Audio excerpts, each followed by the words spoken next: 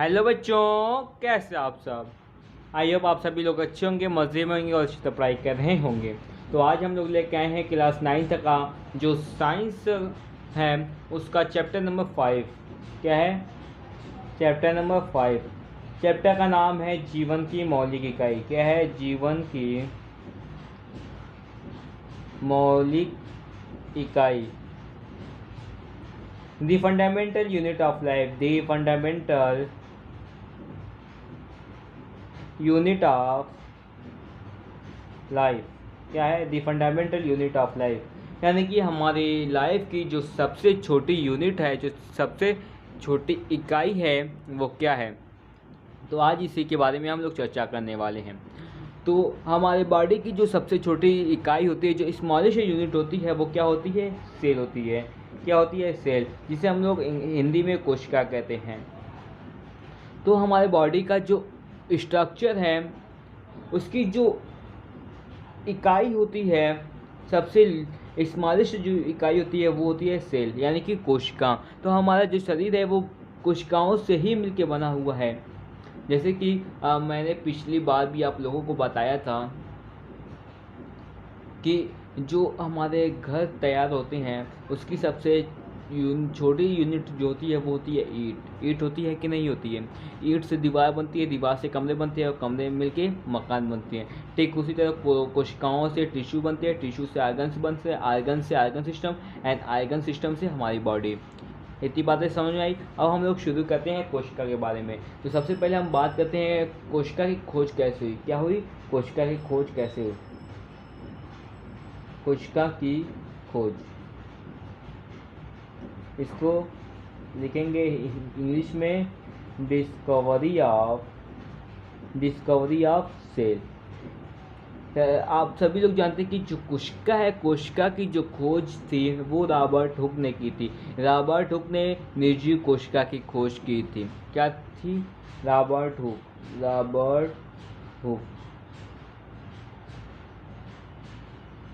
निर्जीव कोशिका।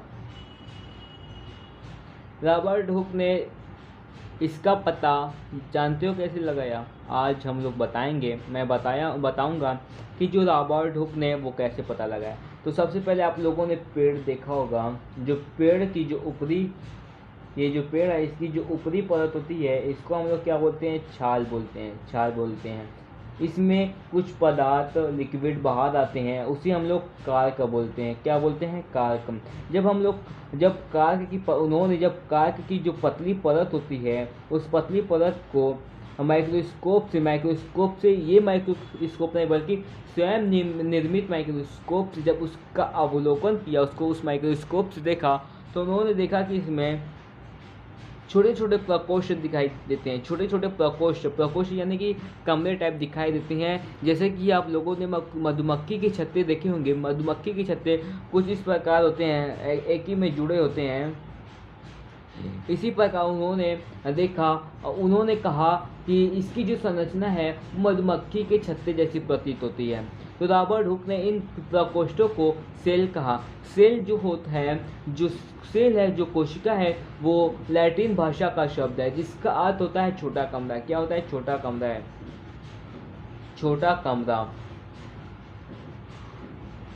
अब हम बात करते हैं कि इसकी संरचना कैसी उन्होंने देखी। तो जो इसकी संरचना थी उन्होंने कुछ इस प्रकार देखी। ये मैं संरचना बना रहा हूँ। ये बिल्कुल मधुमक्खी के छत्ते जैसी और छोटे छोटे प्रकोष्ठ जैसी संरचना नजर आ रही थी। अगर हम भी देखना चाहें माइक्रोस्कोप से, तो हमारे घर में जो प्याज होती है, उसकी जो ऊपरी आंतरिक सतह होती है, उसमें एक झिल्ली पाई जाती है, एक लेयर पाई जाती है।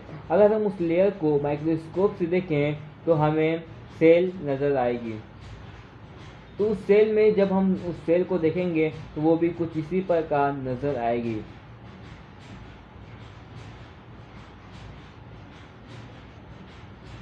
वो सेल भी कुछ इसी प्रकार नज़र आएगी। ये क्या है? ये हम लोगों ने क्या बनाया है? सेल बनाया है।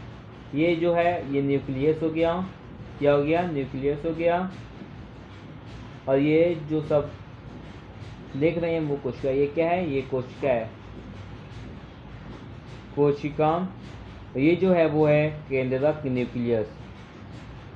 जब हम प्याज की झिल्ली का अवलोकन करेंगे, जब हम प्याज की झिल्ली को माइक्रोस्कोप से देखेंगे तो वो कुछ इसी प्रकार प्याज की झिल्ली की कोशिका नजर आएगी। ये आप लोग देख रहे होंगे कि ये बिल्कुल मधुमक्खी के छत्ते जैसी प्रतीत हो रही है, नज़र आ रही है। और यही जो है वो एक कोशिका है, और ये कोशिकाएं मिलकर क्या बनाती हैं, ऊतक बनाती हैं। ये जो छोटी छोटी संरचनाएं हैं, ये प्याज की एक मूलभूत इकाई है, यानी कि जो सबसे स्मॉलेस्ट यूनिट है वो प्याज की स्मॉलेस्ट यूनिट ये है। तो इन संरचनाओं को कोशिका कहते हैं। तो ये जो है ये यूनिट मिलकर एक प्याज बना दी। इसी तरह जो हमारे बॉडी है या जो जीव जंतु हैं उनके आसपास या जो भी वस्तु हम जीव जंतु देखते हैं अपने आसपास, उन सभी में कोशिका, वो सभी जो है वो कोशिकाओं के बने होते हैं। कुछ जीव जो होते हैं वो एक कोशिकीय होते हैं, कुछ जीव जो होते हैं वो एक कोशिकीय होते हैं।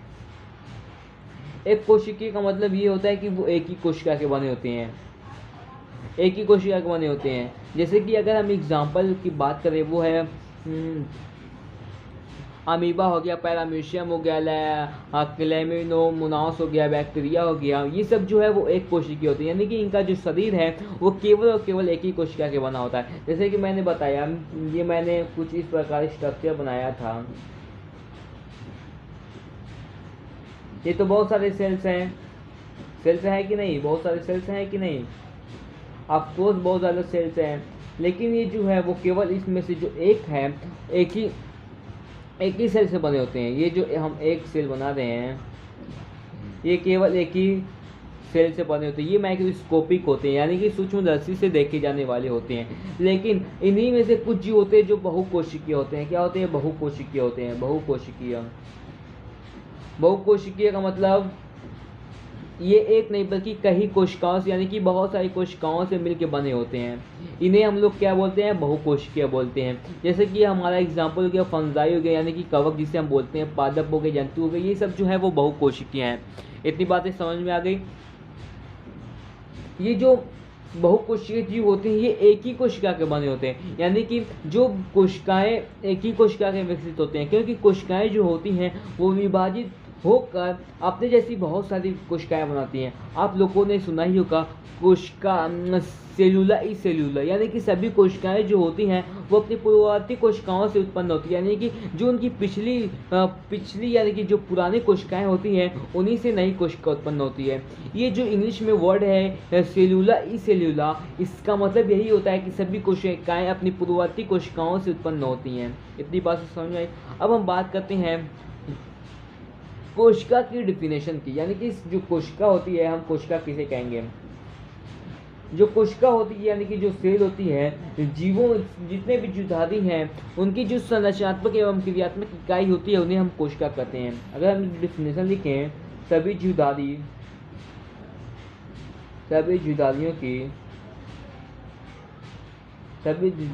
की संरचनात्मक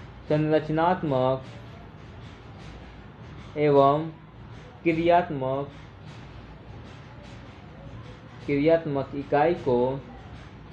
इकाई को क्या बोलते हैं, कोशिका कहते हैं। ये कोशिकाएं जो होती हैं ये दो प्रकार की होती है, यानी कि इनकी संरचना के आधार पर हम इन्हें दो भागों में क्लासिफाई करते हैं। कितने भागों में, दो भागों में। पहला जो होता है वो होता है प्रोकैरियोटिक, और दूसरा जो है वो है यूकैरियोटिक। अब हम आगे इन्हीं प्रोकैरियोटिक और यूकैरियोटिक के बारे में पढ़ेंगे। इतनी बात समझ में आई। यानी कि जो हमारे बॉडी की जो स्मॉलेस्ट यूनिट होती है उन्हें कोशिका कहते हैं, यानी कि सभी जीवधारियों की जो संरचनात्मक एवं क्रियात्मक इकाई होती है उसे हम लोग कोशिका कहते हैं। कोशिका जो है वो दो प्रकार की होती है, प्रोकैरियोटिक एंड यूकैरियोटिक। प्रोकैरियोटिक कोशिकाएं एंड यूकैरियोटिक कोशिकाएं। अब हम इन्हीं के बारे में बात करेंगे। सबसे पहले हम प्रोकैरियोटिक पढ़ेंगे, फिर उसके बाद यूकैरियोटिक पढ़ेंगे। जो प्रोकैरियोटिक कोशिकाएं होती हैं, पहला जो है वो है प्रोकैरियोटिक कोशिकाएं।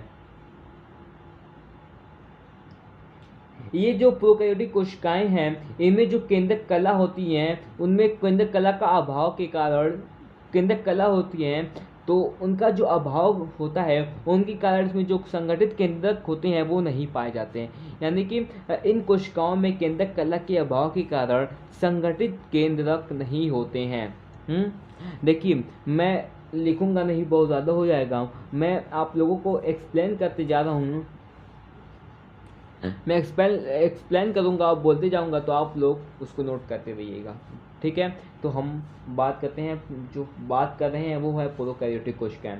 तो आप लोगों ने सुना कि इन कोशिकाओं में जो प्रोकैरियोटिक कोशिकाएं होती हैं, प्रोकैरियोटिक कोशिकाओं में केंद्रक कला के अभाव के कारण संगठित केंद्रक नहीं होते, यानी कि इसमें केंद्रक नहीं होते, संगठित केंद्रक नहीं होते। तो जो केंद्रीय पदार्थ होता है, जो केंद्रीय पदार्थ होते हैं वो कोशिका द्रव्य में रहते हैं। कोशिका द्रव्य, आप लोगों ने नाम सुना होगा कोशिका द्रव्य, हम आगे पढ़ेंगे कोशिका द्रव्य के बारे में। इन कोशिका में जो है वो माइटोकॉन्ड्रिया हो गया, क्या हो गया,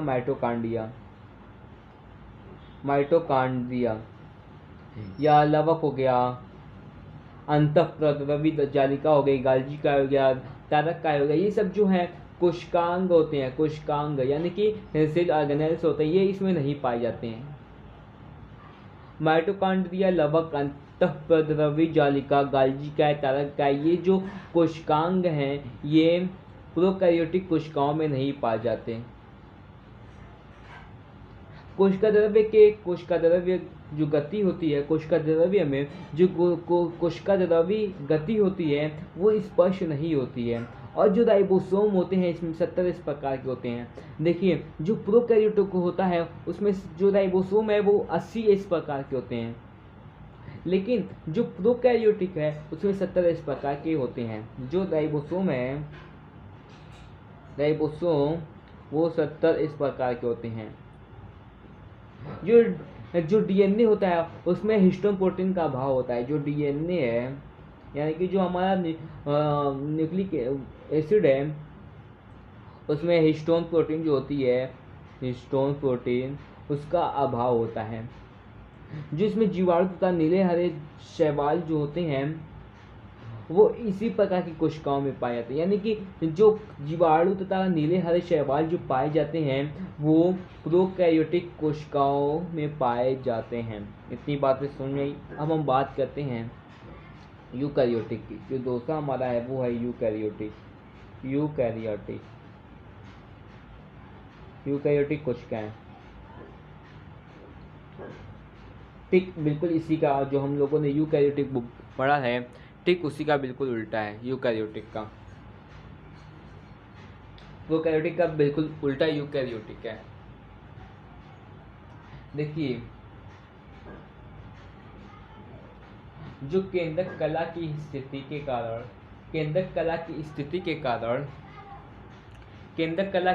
के कारण इन कोशिकाओं में जो संगठित केंद्रक है वो उसमें पाया जाता है। जो संगठित केंद्रक है वो पाया जाता है, और यूकैरियोटिक में संगठित केंद्रक नहीं पाया जाता था, ठीक है। इन कोशिकाओं में जो है वो माइटोकॉन्ड्रिया हो गया, लवक हो गया, माइटोकॉन्ड्रिया, लिपिड यानी कि लवक हो गया, तारक का हो गया, गाल्जी का हो गया, अंतःप्रद्रवी जालिका है, ये जितने भी कोशिकांग है वो सभी इसमें पाए जाते हैं। लेकिन जो प्रोकैरियोटिक था वो नहीं पाया जाता था, ठीक है। इनमें जो राइबोसोम है, राइबोसोम 70 इस प्रकार नहीं बल्कि 80 इस प्रकार के पाए जाते हैं। डीएनए में हिस्टोन प्रोटीन पाई जाती है, और जो प्रोकैरियोटिक था उसमें हिस्टोन प्रोटीन नहीं पाई जाती थी। जीवाणु जो होते हैं, जीवाणु या नीले हरे शैवाल जो होते हैं, उसके अलावा यानी कि उसको छोड़ के, उसके अतिरिक्त सभी जीवधारियों में जो कोशिकाएं होती हैं वो यूकैरियोटिक होती हैं। अगर हम इसमें अंतर स्पष्ट करना चाहें तो पहला क्या लिखेंगे, ये प्रोकैरियोटिक, ये यूकैरियोटिक हो गया। इसमें जो है जो केंद्रक है वो नहीं पाया जाता, इसमें केंद्रक पाया जाता है। ठीक है, इसमें कोशिकांग जैसे कि माइटोकॉन्ड्रिया हो गया, प्लवक हो गया, तारक का हो गया, गाल्गी का हो गया, अंडप्रजवी जालिका हो गई, वो सब जो इसमें नहीं पाई जाती इसमें पाई जाती हैं। ठीक है, इसमें राइबोसोम जो है वो 70 इस प्रकार का होता है, इसमें 80 इस प्रकार का होता है। इसमें हिस्टोन प्रोटीन नहीं होती, इसमें हिस्टोन प्रोटीन पाई जाती है।